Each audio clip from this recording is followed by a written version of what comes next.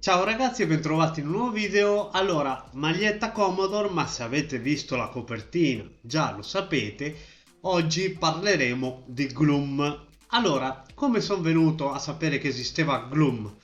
Una volta parlando con un mio amico, cioè uno che non so se, boh, è un pezzo che non lo vedo tanti anni, quindi non lo so. Insomma, parlavamo di meglio Doom, meglio di Duke Nukem, e insomma lui ha tirato fuori Gloom. Quando gli ho chiesto cos'è Gloom, mi fa, ah mo, su PC c'era Doom, su Amiga c'era Gloom. Allora, Gloom è un titolo uscito nel 1995 perché su Amiga c'erano tanti bei platformer, tanti bei titoli, si cercava qualcosa di moderno. Nel 93 uscì Doom su PC, che comunque dava una pista a qualsiasi titolo Amiga, e hanno cercato di fare qualcosa di simile anche su Amiga ed è arrivato Gloom per poi arrivare Gloom Deluxe nel 96, Gloom 3 nel 97-98, insomma, dei seguiti. Il Deluxe è stato il fiore all'occhiello, il canto del cigno di Gloom. Da lì in poi è stato tutto un perdersi, manovre commerciali. Però Gloom, più che un Doom, era una specie di Wolfenstein 3D migliorato, perché sì, aveva delle cose come Doom, tipo l'invisibilità, la visuale termica, eccetera, eccetera, delle robine alla Doom, ma era tutto su un piano, non c'erano delle scale, salire al piano superiore, eccetera, eccetera, come era Doom, era tutto su un livello. Quindi sì, era più simile a un Wolfenstein 3D. Considerate che comunque Gloom per Amiga era un titolo molto esoso di risorse. Già l'Amiga 1200 era al limite per mandare il primo Gloom. Quindi considerate che l'Amiga partiva dalla 500 e mi sembra che arrivava circa alla 2000. Ok, adesso bando le ciance e vediamo il gioco. Allora, questo è il porting per PC di Gloom, basato su Z Gloom. Allora, abbiamo Gloom Deluxe, Gloom 3 e Zombie Massacre. Allora, noi andremo a vedere Gloom Deluxe, che come abbiamo detto è il canto del cigno di Gloom. Ora vi lascio il link in descrizione a questo porting che è un fork dell'originale. Io c'ho questo, c'è anche per PS Vita, c'è per Android, quindi lo potete giocare in portabilità tranquillamente. Allora, il gioco c'è anche una storiellina che va diciamo, con delle scenette tra un livello e l'altro.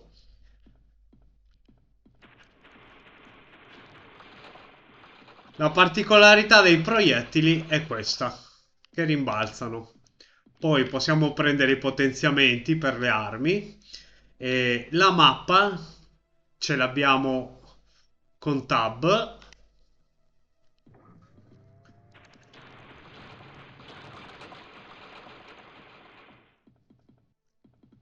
Altro potenziamento. In alto a sinistra ci abbiamo la barra della vita e il potenziamento delle armi. Le munizioni sono infinite. E qui finisce il primo livello. Stay alert, watch out for aggro skinheads.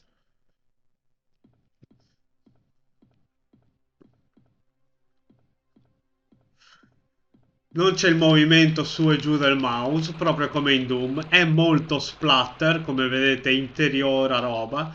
Qui prendiamo una nuova arma. Non c'è modo di tornare all'arma precedente. Questa è, questa rimane. E a parte se è un'arma più potente, ha munizioni infinite, quindi potrebbe anche aver senso non cambiare mai arma. Non c'è il sistema trova la chiave apri la porta, ma bisogna girare per questi cunicoli che praticamente è un labirinto con degli interruttori, grosso modo, fino ad arrivare alla meta.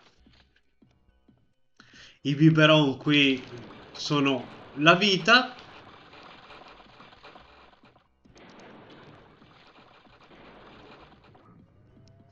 Ah, abbiamo preso il potenziamento per l'arma che come avete visto fa un doppio sparo.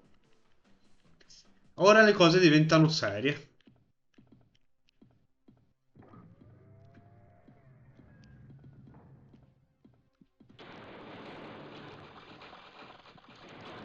Una volta raggiunto il potenziamento massimo dell'arma, che come vedete sulla sinistra non ci sono più palline, quando si prende un potenziamento per l'arma diventa uno sparo doppio, sostanzialmente questo, eh.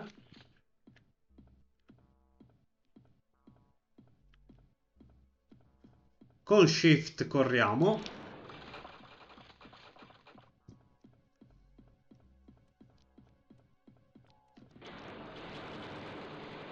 Possiamo fare questo carnaio.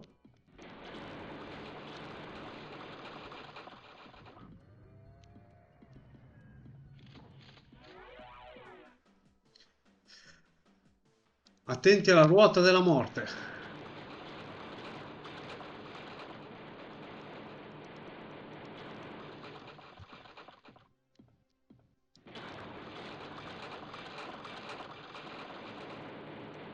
Avendo munizioni infinite possiamo fare anche sta roba qua.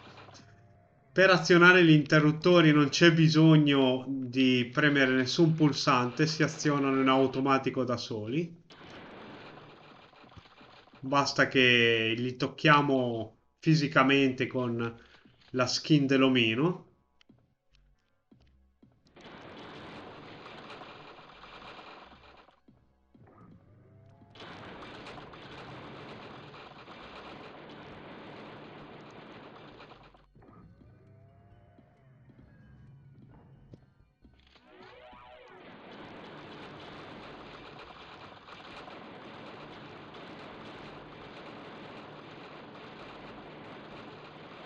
È molto splatter, si cercava più che altro di fare un gioco violento più che altro, più che... sì, comunque una dimostrazione tecnica per Amiga, però si cercava più che altro di fare del macello. Ah, ok.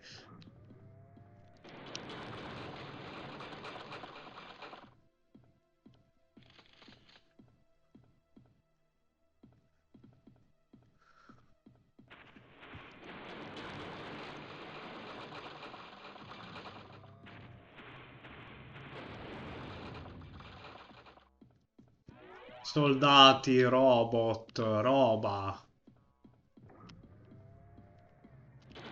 Questi uomini zombie, non so cosa sono.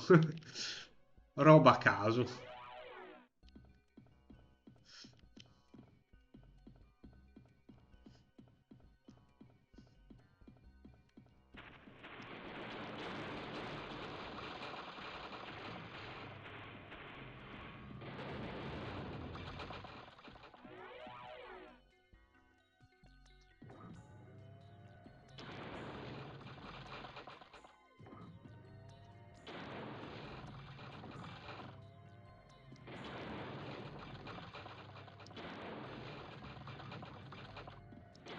Qui si aziona roba su roba.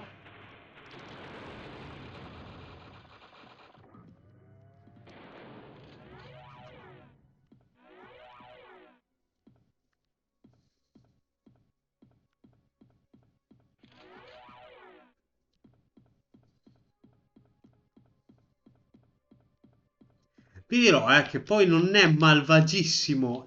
Sì, un boomer shooter. Sì, è... Ah, Exit, ecco qua. Robot.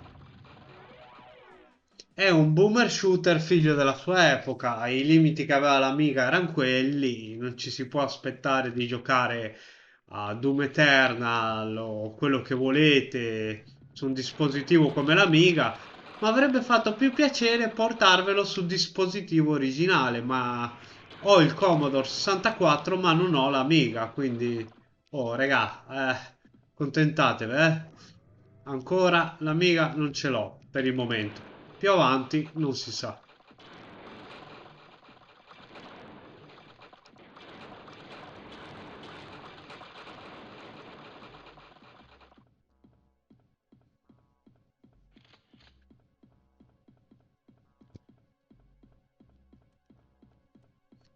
Qua sono già passato, è tutto polverizzato.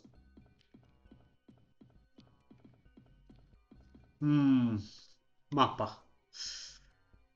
Eh,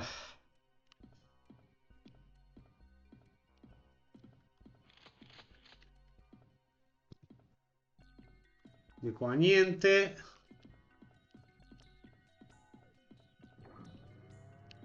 Faccio 60 fps che sicuramente neanche l'Amiga 2000 li faceva, però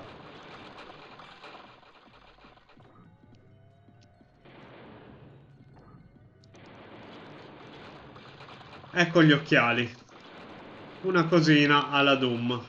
Riesco a vedere dove sono cadaveri, nemici, tutto quanto. Exit.